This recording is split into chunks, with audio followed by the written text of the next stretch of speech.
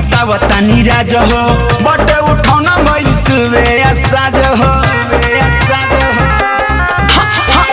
अपन जवानी के बताव तानी राज हो बटे उठौना भइल सुबे साज हो गईनी ससुरा जब से तू दबे के कुला मिलेला एगो केला दूगो खाए के रसगुल्ला मिलेला एगो केला दूगो खाए के रसगुल्ला मिलेला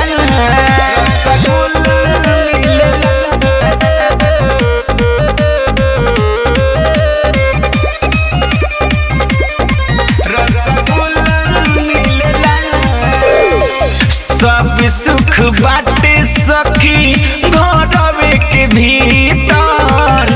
पहिले त हमहू रानी पातर छीतर सुना ना सब सुख बाटे सखी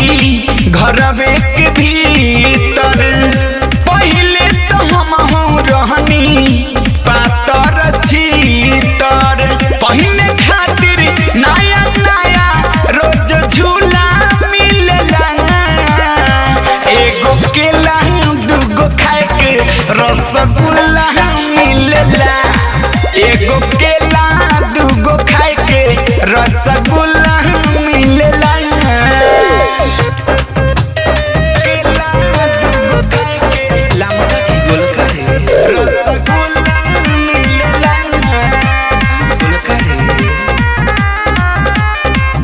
असुकल बेला हमके सुख देला शादी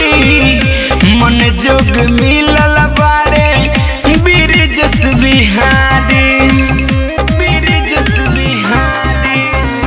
असुकल बेला हमके सुख देला शादी मन जोग मिलल बारे बिरजस बिहारी